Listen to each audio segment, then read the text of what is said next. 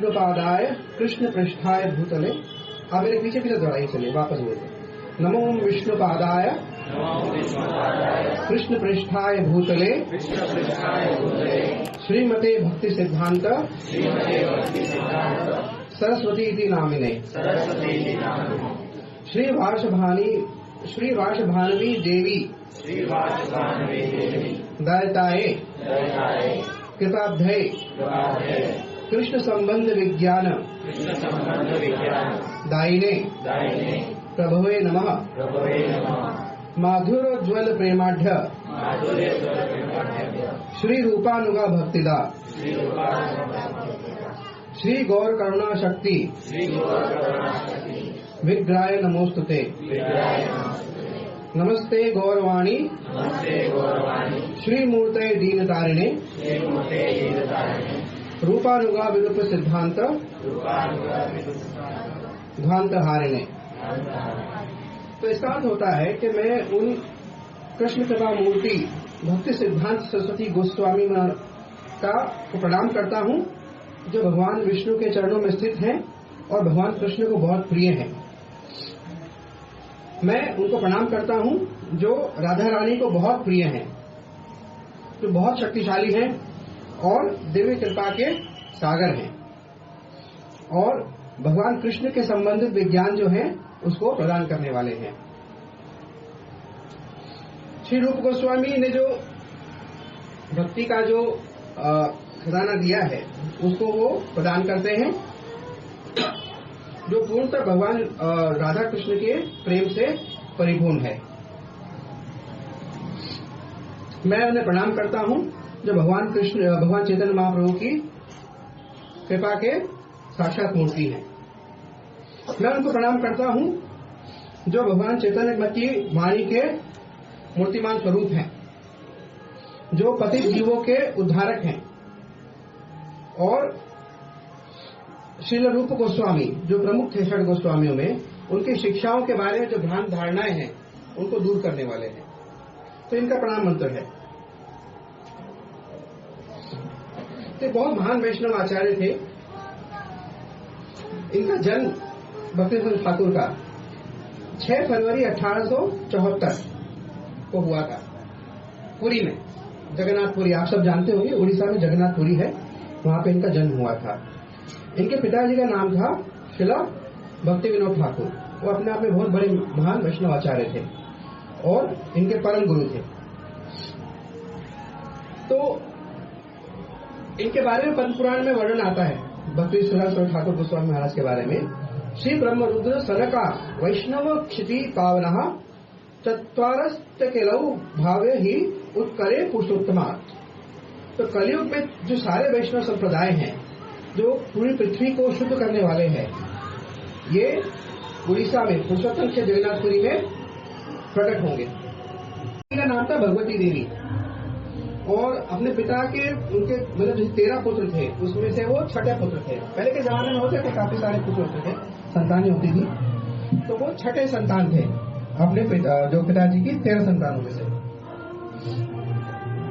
तो जब एक अद्भुत घटना हुई, जब वो 5 माह के शिशु थे, तो उनका जो घर है, मैं अभी गया था, उनका घर जहाँ से जगन्नाथ जी की रथ यात्रा निकलती है मंदिर से, उसी रोड पर स्थित है, बाएं साइड में, आज भी है। तो नॉर्मली तो जगन्नाथ जी की रथ यात्रा होती है, आप सबने देखी होगी, कुछ घंटे में निकलती पूरी हो जाती है। तो जब रथ उनके घर के बाहर से निकला तो रथ वहां रुक गया, आगे बढ़े ही नहीं। ऐसा 3 दिन तक वो रथ वहीं रहा, उससे आगे बढ़ा ही नहीं। तो जब उनकी सबने रिक्वेस्ट करी उनके घर में कि भी कोई महान वैष्णव है क्या, तो उनकी माता जी सरस्वती ठाकुर जो 5 महीने के थे उनको लेकर आई, और जैसे ही वहां आई तो उन्होंने, बालक ने भी आगे बढ़ के जगन्नाथ जी के जो पैर थे उनको छुआ, और जगन्नाथ जी के गले से भी एक माला उतर के उनके गले में गई। तो सरस्वती, जब भक्ति विनोद ठाकुर को ये बात मालूम चली तो वो बड़े, उन्होंने धन्यवाद ज्ञापित किया भगवान को कि आपने जो मैंने भक्त मांगा था, आपने मेरी सहायता के लिए वो भक्त भेज दिया है। एक और अद्भुत घटना हुई जब वो 4 वर्ष के थे सरस्वती ठाकुर। जैसे आमतौर पे भक्ति विनोद ठाकुर क्या करते थे, या वैष्णव में क्या होता है, कुछ भी चीज होती है भगवान को पहले ऑफर करते हैं, कोई भी भोजन होता है, फिर भक्त लोग उसे प्रसाद रूप में ग्रहण करते हैं। तो कुछ आम रखे हुए थे, भक्तिविनोद ठाकुर कुछ आम लाए थे बाजार से, तो अभी तक भगवान को वो अर्पण नहीं किए गए थे।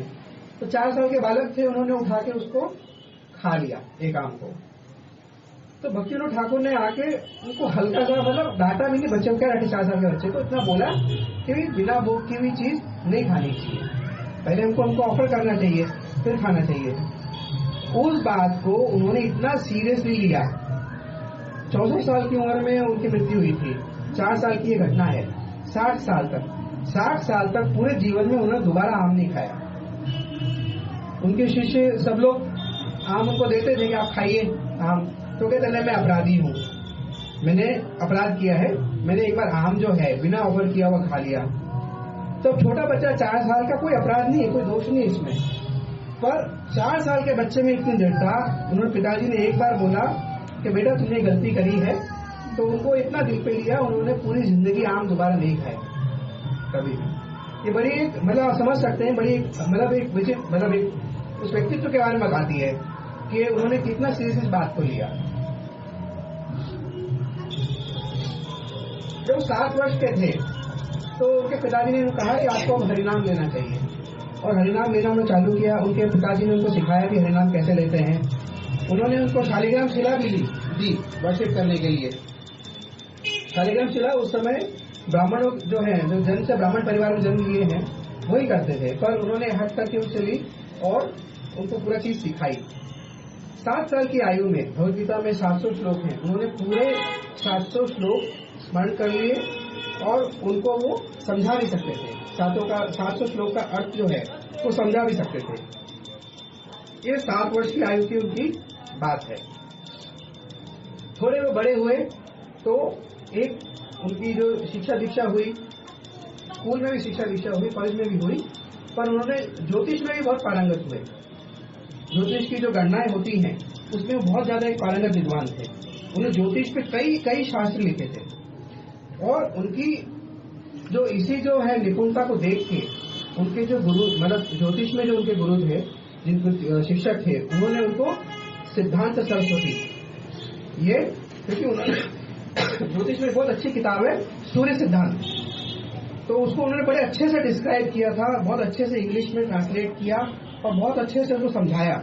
इसलिए सरस्वती देवी की इनकी कृपा पे, और जो ये जो सूर्य सिद्धांत है ये उन्होंने उस पर टीका करी, तो इसके लिए उनको सिद्धांत सरस्वती, ये उनका नाम यहाँ से उन्होंने उनको उनके शिक्षक ने उनको दिया।